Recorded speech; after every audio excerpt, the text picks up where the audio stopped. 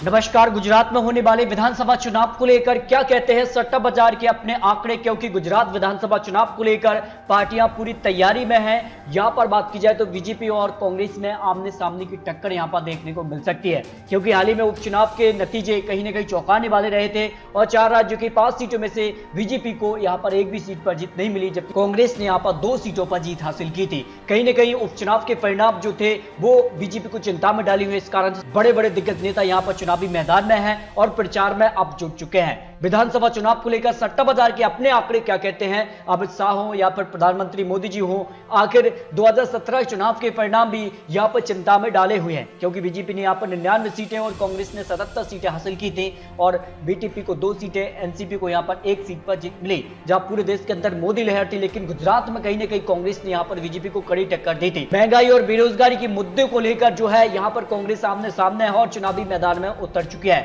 तो ऐसे में गुजरात के लिए सट्टा बाजार की क्या आंकड़े रहे हैं, और गुजरात की अगर बात की जाए तो बनासकांठा की 9 सीटों में से बीजेपी को 4 सीटें, जबकि कांग्रेस को 4 सीटें, आम आदमी पार्टी के खाते में भी 1 सीट जा सकती है, क्योंकि हाल ही में निकाय चुनाव जो रहे थे उसमें यहां पर आम आदमी पार्टी ने भी यहां पर काफी अच्छा परफॉर्मेंस किया था।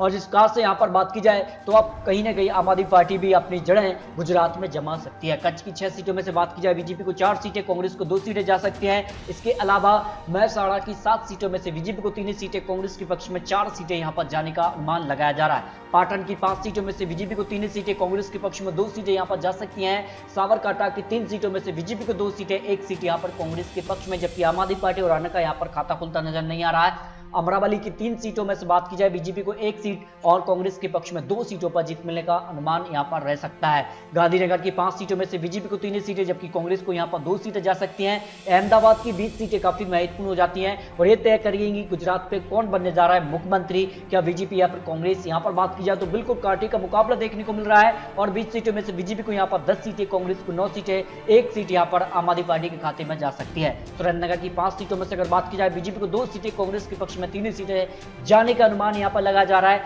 मोरबी की 3 सीटों में से बीजेपी को 2 सीटें, 1 सीट यहां पर कांग्रेस के पक्ष में जाने का अनुमान हो सकता है। राजकोट की 8 सीटों में से बीजेपी को 4 सीटें, कांग्रेस के पक्ष में 3 सीटें, 1 सीट यहां पर अन्य के खाते में जाने का अनुमान सट्टा बाजार ने लगाया, यानी सट्टा बाजार भी सक्रिय हो चुका है। वैसे में गुजरात विधानसभा चुनाव को लेकर जो अनुमान यहां पर सामने आ रहा है, जामनगर की 5 सीटों में से बीजेपी को 3 सीटें, जबकि कांग्रेस के पक्ष में 2 सीटें यहां पर जा सकती हैं। देवभूमि द्वारिका की 2 सीटों में से बीजेपी को 1 सीट और कांग्रेस के पक्ष में 1 सीट पर जीत मिलने का अनुमान यहां पर हो सकता है। पोरबंदर की 2 सीटों में से बीजेपी को 1 सीट और 1 सीट पर ही कांग्रेस को जीत मिल सकती है। आम आदमी पार्टी और अन्य का यहां पर खाता खुलता नजर नहीं आ रहा है।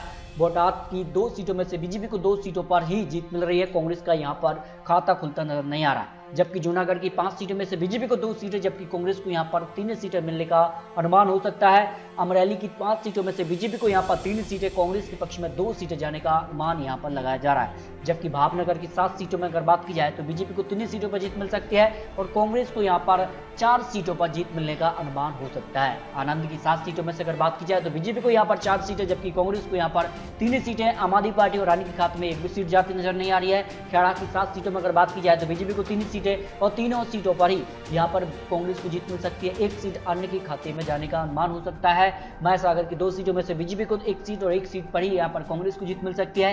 पंचमहल की 5 सीटें काफी महत्वपूर्ण हो जाती हैं और यहां पर बीजेपी को 3 सीटें, जबकि कांग्रेस के पक्ष में 2 सीटें जाने का अनुमान यहां पर दिखाई दे रहा है। बालडांग की 6 सीटों में से अगर बात की जाए तो 2 सीटों पर बीजेपी, जबकि 4 सीटों पर कांग्रेस यहां पर जो है जीत दर्ज कर सकती है। छोटे उदयपुर की 2 सीटों में से 1 सीट बीजेपी और 1 सीट पर ही यहां पर कांग्रेस को जीत मिलने का अनुमान यहां पर लगाया जा रहा है।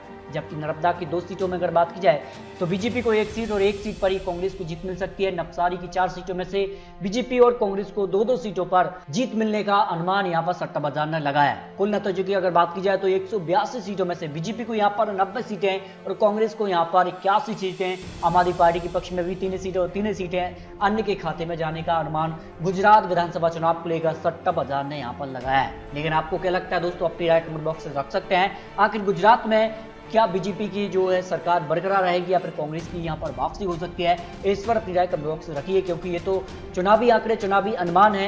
क्या 2017 की तरह बीजेपी जो है पूर्ण बहुमत सरकार बना पाएगी या नहीं, ये काफी महत्वपूर्ण हो जाता है। लेकिन दोस्तों आपको अपनी राय कमेंट बॉक्स में जरूर रखनी है। आखिर आज विधानसभा चुनाव गुजरात को लेकर, तो फिर कौन बनने जा रहा है गुजरात का मुख्यमंत्री, क्या बीजेपी या फिर कांग्रेस, इस पर अपनी राय रखिए। मिलते हैं सटीक महत्वपूर्ण जानकारी के साथ, तब तक के लिए जय हिंद, जय भारत।